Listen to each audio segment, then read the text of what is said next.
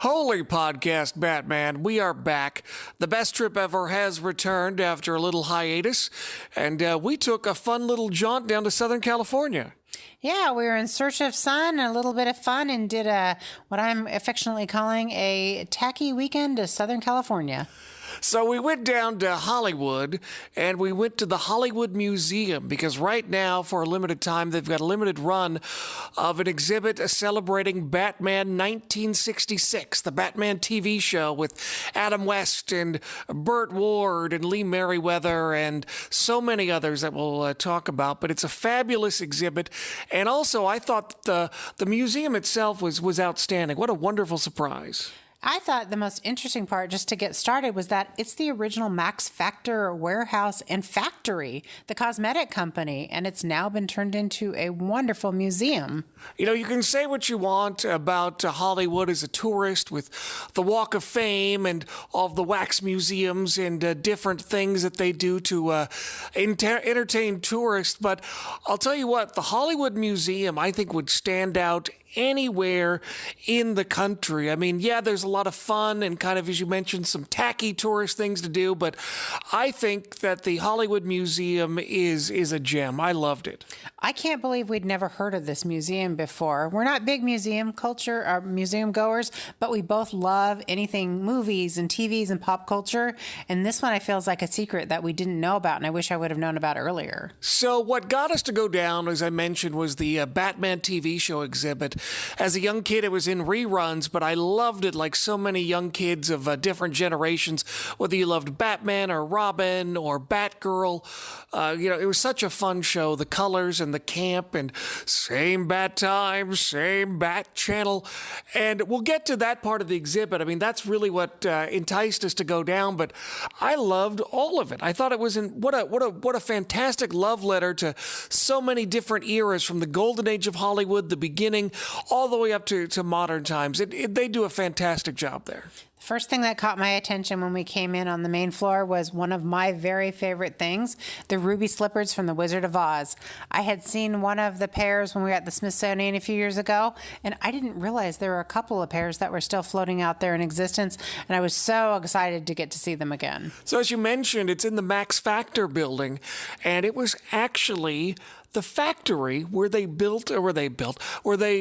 the cosmetics. They had an actual floor. You can see pictures of how they produced the cosmetics there a long time ago. Yeah, I thought it was really interesting because you've heard the name, and I always just thought of him as a makeup guy, but I didn't realize there was a whole factory behind it and the whole art to it. And then you actually go through the different rooms and they explain the art and how it's done, whether you were a blonde, a redhead, a brunette, or as they call it, a brownette.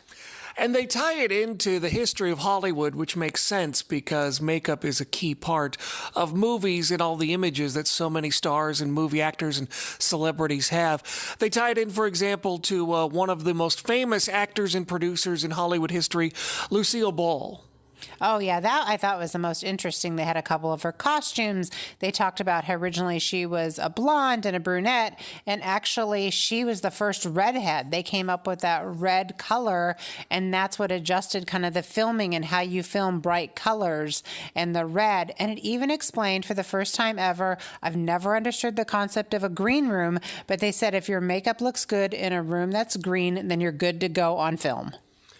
And it also shows various Hollywood legends' outfits and dresses and shoes, and also some of the things that people had to do to look beautiful. It's a fascinating trip through the history of Max Factor and makeup throughout Hollywood. And that's the main floor as you enter. Downstairs in the basement is the complete opposite of the gorgeousness and glamour. It's a horror. It's macabre.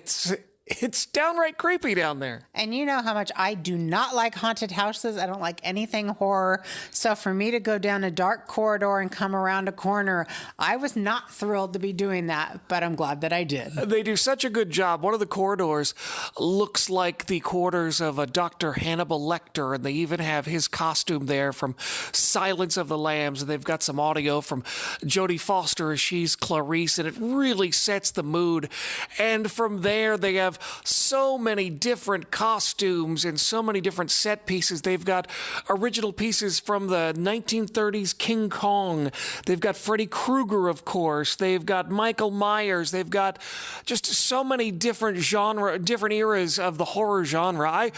I'm not the biggest horror fan, but you have to appreciate what they did down there. They had Chucky. They had Bride of Chucky. They had a wall of werewolves. They had everything from a 1940s werewolf up to modern day Twilight werewolf. And what Jim didn't add is the fact that that basement was originally, during Prohibition, it was a speakeasy.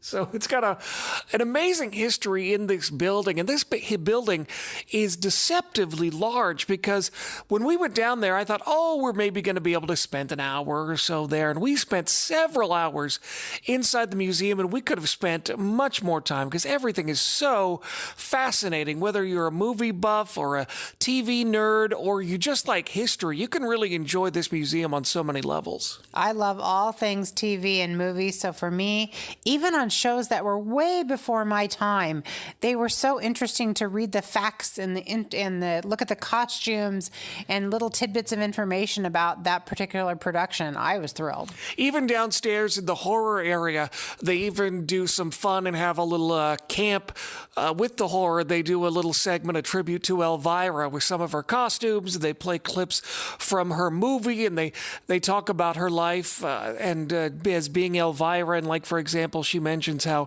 her daughter is resentful that she could never take her out trick-or-treating because obviously Elvira's biggest night of the year is Halloween. Yeah, it was really great. I was surprised that I didn't run out screaming at the horror portion, and I spent much more time down there than I ever expected. So I think that that's a must-do as, step one of the museum. Even if you're afraid, go down there. There is a couple of jump scares. They do scare you a little bit with some stuff, but it's still in good fun. So you come up from the basement up to the makeup level, which we already talked about, and you go up to the next level. And again, I was so impressed with all the different exhibits. You walk around the corner and there's a glass case and it's got, for example, the badge from Dragnet, just the facts, ma'am. And there's so many cool things. You turn around and there's one surprise after another. My favorite thing in that particular case was Jeannie's bottle from I Dream of Jeannie. I could just imagine, and I had never seen it in person, so that was fascinating. What a cute surprise. You're just like, oh my goodness, there's the bottle. It was so fun. They also had, if you ever saw something about Mary with Ben Stiller and Cameron Diaz, the dog that was in a cast, they have that prop there. It's like, oh yeah, I totally forgot about that part. That creeped me out a bit, but moving along, they were doing a special exhibition right now, which is a limited time, where they're featuring Annette Funicello. So I would say about a quarter of that floor was a feature on Annette and her movies and her time with the Mickey Mouse Club, and just many Disney pieces that I have never seen in person before, and her stories, and I was just mesmerized by it. They even had pictures of her holding up Skippy Peanut Butter. I'd forgotten about Skippy Peanut Butter. They have the famous swimsuit that she wore. They had pictures of she and Frankie Avalon and various letters throughout her career. It's a really beautiful retrospective, I thought. Oh, it was such a nod to her and to any fan of anything Disney or anything of Annette Funicello, which I love that she spans through so many decades and so many generations that I just went back to that section probably 2 or 3 times and couldn't stop staring at everything. Yeah, she really is an icon of the 50s and the 60s, 70s, up into the 80s. She had an incredible career, and they have her ears, and they have her outfits and costumes, and even some things from the original Mickey Mouse Club. Yeah, it was fantastic. And like Jim was saying, that bathing suit, I couldn't believe it. You really see how tiny some of these actors and actresses are when you see their costumes in person. They had so many costumes up on this level, too. One of the ones that surprised me at a show that I'd kind of forgotten about, but I loved the Drew Carey show. They had costumes from Mimi, and I was like, oh my gosh, Mimi was such a fun character. Yeah, that was really fun because she had so much detail to her costumes, and unlike any other costume there at the museum. So as you walk around this floor, there's tributes to Happy Happy Days and Laverne and Shirley, and there's a Sean Cassidy doll. There's the Rifleman has got a board game. There's the Beverly Hillbillies, a Baywatch swimsuit. So much fun stuff. Oh, so many fun things. I got to see an autograph copy of, I believe it was a coloring book from the Brady Bunch, which that's my idea of heaven. And so many of these artifacts and articles have, they'll have with the curation, they have, history of them and stories and things to read to give you a background on what makes it special or the significance of the item that you're looking at. So there's a lot of context. So you don't necessarily have to have lived in that era to appreciate it. No, but it's been sure fun to see things. I mean, I forgot about things like the Waltons. They had a lunchbox from that. Little House on the Prairie. They had a copy of one of the scripts. The Partridge Family. They had so many fun little pieces. And of course, you can't have a Hollywood museum without paying tribute to the icon Marilyn Monroe. They had several pictures of her. They had her Playboy spread pictures. They had several costumes and some interesting facts about her, like where she lived. Yeah, she lived in more than 40 different places in Hollywood, and they even had the map with all her locations. So I guess every realtor that tries to brag now when they're selling a house, this is where Marilyn Monroe used to live. Meh, she lived a lot of places. It's a lot of places. So there's just so many things to see on this floor, all kinds of different eras and places. But up on the fourth floor for our purposes, with the reason that we came, the Batman 66 exhibit, the Batman TV show exhibit, and what an amazing job they did curating this. I wasn't sure how big the exhibit was. It was much larger than I expected. And I'm one that I only know about them from most recent years from watching Batman with Jim, that I didn't know how many characters there were and how many collectibles there were in the 60s. And so I just enjoyed looking at all the things. Who knew you could get vanilla banana ice cream, Batman cartons? You know, they have a whole case, a huge case filled with all of the different licensed products, from toys to electric toothbrushes to bat belts and coloring books and pictures. And, you know, the Batman 66 show was only on until 1968. It was very much a shooting star. And when it first came out, it was such a surprise hit. And they talk about this in one of the exhibits where, you know, there was a rush to get this licensing to take advantage of its popularity. And you can see all of the different products of Batmania at the time. So if you think that, you know, licensing is something new, this should put it in perspective for you. Well, and some of it was international. They had collector's rings that were from 1967 New Zealand, things that you would never think of. The curators of this exhibit, and I believe there were about 20 of them they listed, they really put their heart into this. And this is a really beautiful and interesting collection, like I wouldn't expect it. I expected to come in and see a few costumes, maybe a replica of the Batmobile, and that'd be it. There were thousands and thousands of Batman and Robin pieces. And the highlight, obviously, is the costumes. And they had costumes from all of the villains, whether it's all three Catwomen or Mr. Freeze or the Joker or the Bookworm. So many different costumes. They have Batgirl.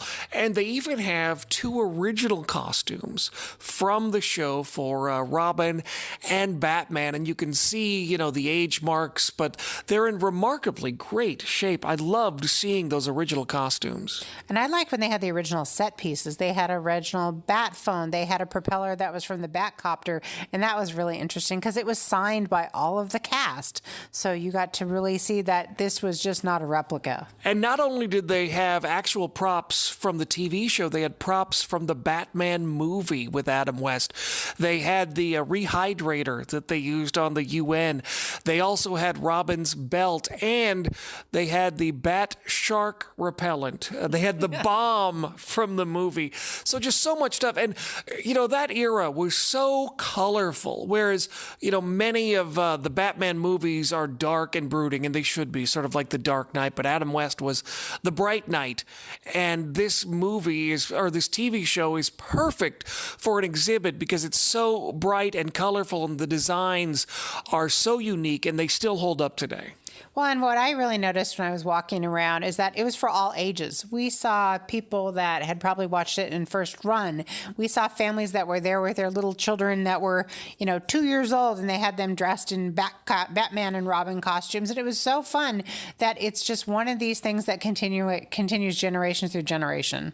I loved it. They had a recreation of the bat poles. They had some recreation costumes, everything you can imagine. It's amazing to me that they still have, for example, Batgirl's walkie-talkie, and it's really sort of a symbol of the time where Batgirl's walkie-talkie has got lace around the outside because, of course, any female crime fighter, she wants it to be pretty, of course. But of course, is there any other way? Well, I really liked when I was looking at the different signatures that I thought it was the most interesting to see Catwoman's signature, and she'd even done a little sketch of a pussycat for Lee Merriweather. That was sweet. Yeah, they had a costume for Julie Newmar and Eartha Kitt. So all three Catwomen are represented, but it's my understanding that Julie Newmar played a big role in helping to curate this museum. Yeah, she's actively involved with the museum itself and has some real opinions about it, which is great. So she really had some say in how things were done. And they have some videos, for example. They have a whole area on walking the bat, when they walked up the side of the building,